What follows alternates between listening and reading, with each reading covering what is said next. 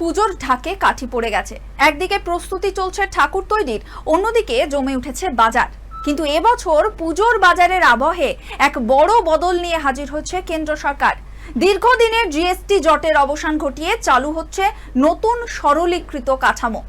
এতদিন বাজারে গিয়ে কোনো পণ্যে কত কর বসবে সেটা বোঝাই ছিল একটা বড়সড় চ্যালেঞ্জ। 5%, 12%, 18%, 28% এই চারটে স্তরের জিএসটি সাধারণ মানুষের থেকে ছোট ব্যবসায়ী সকলকেই রীতিমতো বিভ্রান্ত করত। কিন্তু 22শে সেপ্টেম্বর থেকে শুরু হচ্ছে নতুন জিএসটি স্ল্যাব। মাত্র দুটি স্তর রয়েছে, 5% এবং 18%। এর পাশাপাশি একটা বিশেষ 40%-এর স্ল্যাবও রাখা হয়েছে, যেখানে বিলাসদ্রব্য ও ক্ষতিকর জিনিসের জন্য এটা বরাদ্দ করা হয়েছে। এর ফলে একদিকে যেমন দুধ, মাখন, ফলমূল, চকলেট, কেক, পেস্ট্রির মতো জিনিসের দাম কমবে, তেমনি গাড়ি, সিগারেট, বিলাসবহুল পণ্যের দামও চড়বে। পুজোর আগে এই সিদ্ধান্ত বাজারের চেহারাই বদলে দিতে পারে। তাহলে প্রশ্ন উঠছে, পুজোর ভিড়ে যখন প্রতিটা পরিবার বাজারে নেমে পড়ছে, তখন এই নতুন হিসেব তাদের কেনাকাটায় কেমন প্রভাব ফেলবে? কার মুখে হাসি ফুটবে আর কার কপালে পড়বে ভাঁজ? পুজোর কেনাকাটা মানেই জামা কাপড়, জুতো, কসমেটিক্স, গৃহস্থালী সামগ্রী সব মিলিয়ে বিরাট একটা তালিকা। নতুন কাঠামোয় এর বেশ কিছু নিত্য প্রয়োজনীয় জিনিসের দাম কমতে চলেছে, যেমন দুধ, মাখন, ফল, রুটি কিংবা নুডলস। ফলে পরিবার নিয়ে শপিং এ গেলে বাজেটটা আর টানটান হবে না। দোকানিরাও জানাচ্ছেন এই হারে বিক্রি বাড়বে, কারণ দাম কমলে স্বাভাবিকভাবে ক্রেতার সংখ্যা বাড়বে। বিশেষ করে এই পুজো প্রাককালে এই ছাড় সমস্ত মানুষের কাজে লাগবে। আগামী 22শে সেপ্টেম্বর থেকে এই জিএসটিটা লাগু হবে, মানে যেটা কম পরিমাণে যেটা হচ্ছে, যে পরিমাণে ছাড় দেওয়া হয়েছে তাতে অনেক মানুষের উপকার, সারা ভারতবর্ষের মানুষ উপকৃত হবে এবং জিনিসপত্রের দাম অতি অবশ্যই কমবে। তাতে আপামর সাধারণ মানুষ অনেক সমৃদ্ধতা লাভ করবে। আর বিশেষ করে আমাদের ব্যবসায়ীদের ক্ষেত্রে যে পরিমাণে জিনিসের দ্রব্য দাম বেড়েছিল, তাতে ইলেকট্রনিক্স গুডসের দাম আরও দিনের পর দিন কমবে। এবং এই জিএসটিটা কম হওয়ার জন্য আপনার বিশেষ করে যেমন ধরুন রান্নাঘরের জিনিস, যেসব আমাদের যে রান্নাঘরের জিনিসপত্র আছে, সেই রান্নাঘরের জিনিসপত্রের দাম অবশ্যই কমবে এবং অল ইলেকট্রনিক্স গুডস দাম কমবে। এবং সত্যি বলতে কি সারা ভারতবর্ষব্যাপী এটা। আমার নাম স্বরূপ মণ্ডল। পুজোতে মিষ্টি ছাড়া উৎসবের রঙই ফিকে। নতুন কর কাঠামোয় আইসক্রিম, চকলেট, কেক, পেস্ট্রি সবকিছুর দামই কমছে। এর ফলে মিষ্টির দোকান বা বেকারিগুলোতে বিক্রি বাড়বে, এমনটাই আশা করা হচ্ছে। পুজোর রাতে বন্ধুদের সঙ্গে আড্ডা হোক বা ঠাকুর দেখতে গিয়ে প্যান্ডেলের বাইরে কেকের কামড়, সবকিছুই এবছরে হবে খানিকটা সস্তায়। ভাই, জিএসটির দাম কমেছে, কতটা উপকার হবে?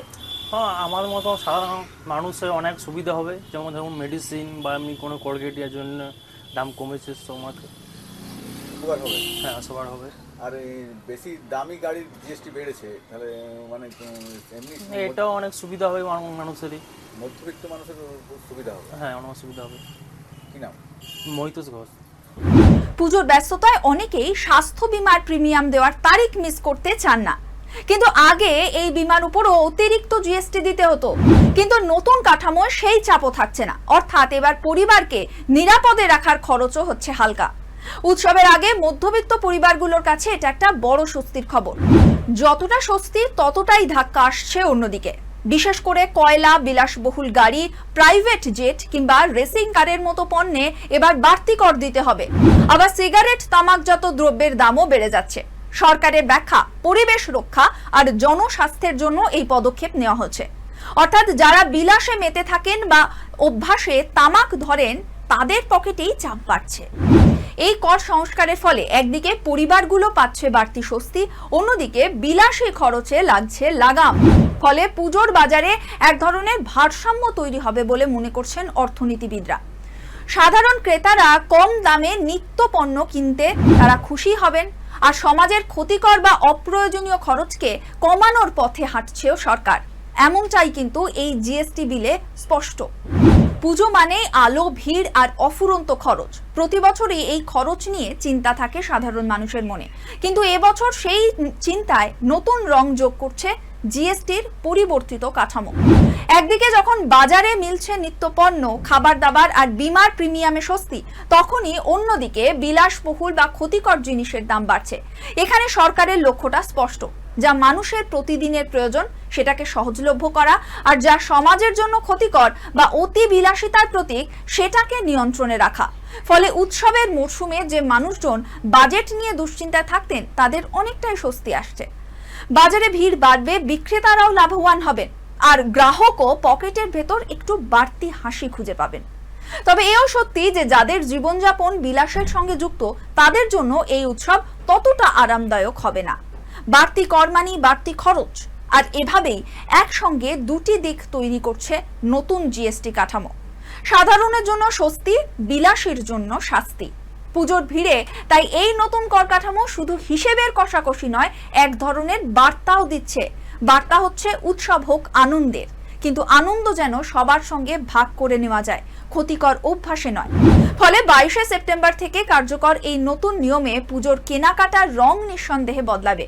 কারো মুখে ফুটবে হাসি, কারো ভাঁজ পড়বে কপালে। তবে সব মিলিয়ে এবারের পুজোয় বাজারের গল্পটাও হবে একেবারেই নতুন।